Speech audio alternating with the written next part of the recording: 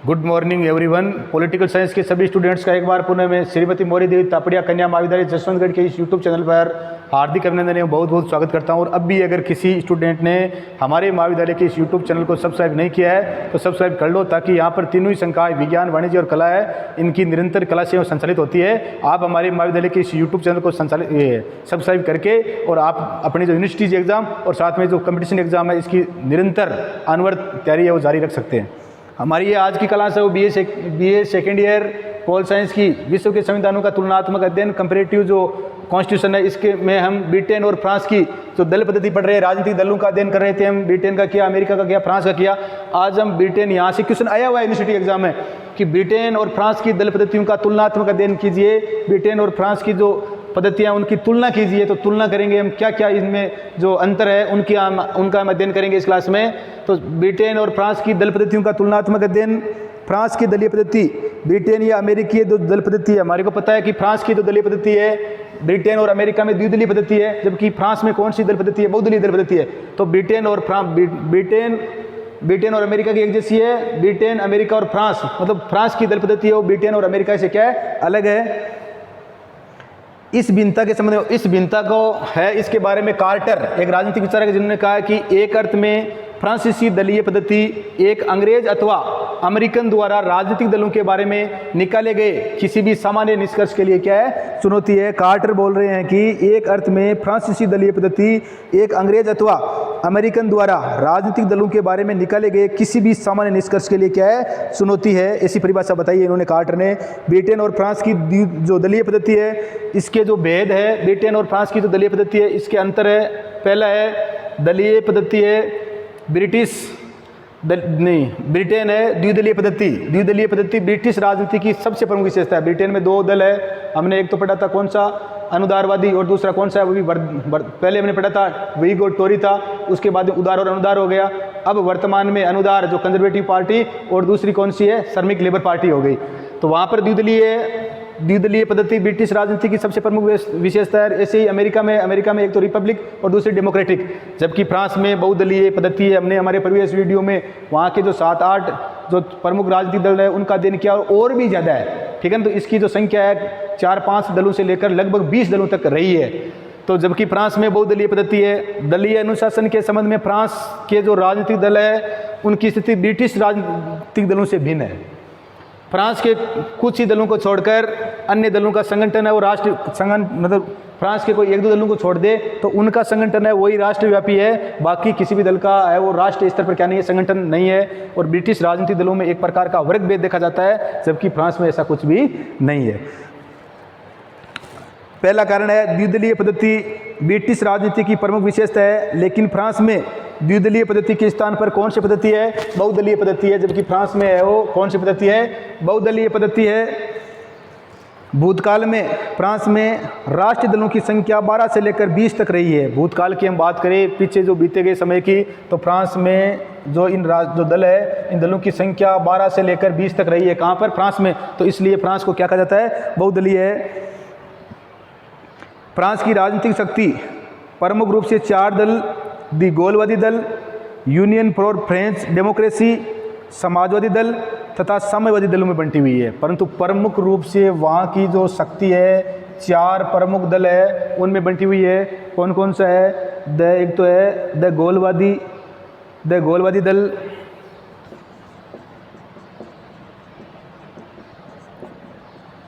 इनकी जो पंचम गणतंत्र में महत्वपूर्ण भूमिका थी। पहला है द गोलवादी दल, दूसरा है union for French democracy, union for French democracy,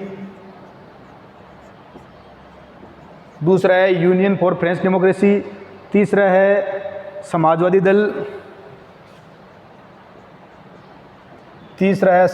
दल, और चौथा है साम्यवादी दल। चौथा कौन सा है? साम्यवादी दल। तो दल तो वहाँ 12 से 20 रहे, परंतु वर्तमान समय में 4 प्रमुख दल है, गोलवादी दल, द डेमोक्रेसी ऑफ फ्रेंच, और समाजवादी दल और साम्यवादी दल। इन 4 दलों के अतिरिक्त कुछ अन्य और उनके अतिरिक्त भी अन्य दल है जिनकी हम प्रीवियस वीडियो में चर्चा कर चुके हैं, परंतु ये 4 प्रमुख रूप से है। दूसरा है दलीय अनुशासन के संबंध में फ्रांस के राजनीतिक दलों की स्थिति ब्रिटिश राजनीतिक दलों से नितांत भिन्न है। दलीय अनुशासन है, इसके संबंध में फ्रांस के जो राजनीतिक दल है उनकी स्थिति ब्रिटिश जो राजनीतिक दल है उनसे अलग है।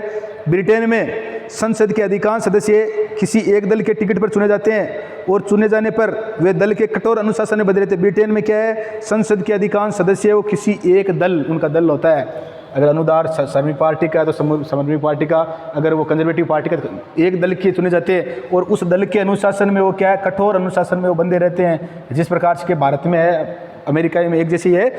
तो ब्रिटेन में संसद के अधिकांश सदस्य किसी दल के टिकट पर चुने जाते हैं, एक दल के टिकट पर, और चुने जाने पर दल के कठोर अनुशासन से बंधे रहते हैं। फ्रांस में अधिकतर सदस्य अपने छोटे छोटे समूह बना लेते हैं जो किसी भी संसदीय समूह का क्या बन जाते हैं, किसी भी संसदीय समूह का अंग बन जाते हैं। उनके लिए वो इतना अनुशासन नहीं रहता। इस कारण से सदस्यों पर समूह या दल का विशेष अनुशासन नहीं रहता। कुछ वामपंथी दलों, कुछ जो वामपंथी दल है, समाजवादी तथा साम्यवादी और वर्तमान समय में दी गोलवादी दल में अवश्य ही क्या देखा जा सकता है, अनुशासन वो देखा जा सकता है। तीसरा है संगठन की दृष्टि से फ्रांस के कुछ दलों को छोड़कर जो अन्य दल है उनका संगठन है वो क्या नहीं है, राष्ट्रीय व्यापी नहीं है। तो तीसरा, संगठन की दृष्टि से फ्रांसीसी दल ब्रिटिश दलों से नितांत भिन्न है। फ्रांस के कुछ ही दलों को छोड़कर अन्य दलों का संगठन है वो क्या नहीं है, राष्ट्रव्यापी नहीं है। फ्रांस के कुछ ही दलों को छोड़कर जो अन्य दल है उनका संगठन है वो क्या नहीं है, राष्ट्रव्यापी नहीं है। कहने का मतलब है पूरे देश में नहीं है। ब्रिटेन और अमेरिका दोनों देशों के दोनों प्रमुख दलों का संगठन व्यवस्थापिका के भीतर और बाहर है। ब्रिटेन और अमेरिका है, इनमें दोनों देशों में जो दोनों प्रमुख दल है उनका संगठन व्यवस्थापिका के भीतर और व्यवस्थापिका के बाहर है। और बाहरी संगठन राष्ट्रीय, प्रादेशिक तथा स्थानीय स्तरों पर भी सुदृढ़ है। और वहाँ का जो संगठन है वो बाहरी संगठन है, वो राष्ट्रीय, प्रादेशिक तथा स्थानीय स्तरों पर भी सुदृढ़ है। किंतु फ्रांस में अधिकांश दल प्रादेशिक और स्थानीय है। किंतु फ्रांस के जो अधिकांश दल है वो क्या है, प्रादेशिक व स्थानीय है। फ्रांस के अधिकांश जो दल है वो प्रादेशिक व स्थानीय है। फ्रांस के जो अधिकांश दल है वो फ्रांस के अधिकांश दल है वो प्रादेशिक और स्थानीय है। और उनमें से अधिकांश का कोई केंद्रीय संगठन नहीं है। और फ्रांस के दलों का इनमें से क्योंकि प्रादेशिक और स्थानीय होने के कारण अधिकांश दल है उनका क्या नहीं है, कोई संगठन नहीं है। क्योंकि ये दल क्या है, प्रादेशिक है, स्थानीय है, क्षेत्रीय है, इसलिए इनका क्या नहीं है, संगठन नहीं है। इसके अतिरिक्त फ्रांस के विविध दलों के संगठनों में बहुत विविधताएं हैं। जबकि ब्रिटेन व अमेरिका के प्रमुख दलों के संगठन मुख्य बातों में प्राय समान है। राजनीतिक दलों के असंगठित होने के कारण फ्रांस में चुनावों के समय उम्मीदवार अपने दल का इतना सारा नहीं लेते हैं जितना राजनीतिक दलों के असंगठित होने के कारण, क्योंकि फ्रांस में राजनीतिक दल है उन्हें संगठित नहीं है, असंगठित है। और राजनीतिक दलों के असंगठित होने के कारण फ्रांस में चुनाव के समय उम्मीदवार अपने दल का इतना सारा नहीं लेते हैं जितना अपने मित्रों और संबंधों का लेते हैं। फ्रांस के दलों को दल कहने के बजाय फ्रांस के दलों को दल कहने की बजाय क्या, संसदीय ग्रुप करना ही क्या है, उचित होगा। फ्रांस के जो राजनीतिक दल है पूछ ले क्या कहना उचित होगा, तो क्या कहना, संसदीय जो ग्रुप्स है वो कहना ही उचित होगा। तो फ्रांस के दलों को दल कहने के बजाय उन्हें संसदीय ग्रुप कहना ही क्या होगा, उचित होगा। अगला जो है वो है ब्रिटिश राजनीतिक दलों में एक प्रकार का वर्ग भेद भी देखा जा सकता है। ब्रिटिश राजनीतिक दलों में एक प्रकार का वर्ग भेद देखा जा सकता है। अनुदार दल जहां समाज के उच्च वर्गों का प्रतिनिधित्व करता है, अभी वर्तमान में वहां पर अनुदार दल, कंजर्वेटिव पार्टी, और दूसरा है श्रमिक दल, लेबर पार्टी। पहले विंग और टोरी, उसके बाद अनुदार और उदार। अब जो उदार है उसकी जगह किसने ले ली है, श्रमिक दल ने ले ली है। तो वहाँ पर जो अनुदार दल है, मतलब यहाँ पर स्पष्ट भेद देखा जा सकता है। अनुदार दल है वो किसका, ऊंचे वर्ग के लोगों का है। अनुदार दल है वो ऊंचे वर्ग के लोगों का या उच्च वर्ग का प्रतिनिधित्व करता है। अनुदार दल जहाँ समाज के उच्च वर्गों का प्रतिनिधित्व करता है, वहाँ मजदूर दल, जो मजदूर दल है या श्रमिक दल है, लेबर पार्टी ये किसका, निम्न वर्गों का। तो स्पष्ट रूप से बंटा हुआ है, जो वहाँ की ये अनुदार दल है, जो कंजर्वेटिव पार्टी है किसका, उच्च वर्गों का, और जो ये लेबर पार्टी मजदूर दल है ये किसका, निम्न वर्गों का। तो स्पष्ट इसमें क्या है, भेद है विचारधारा को लेकर।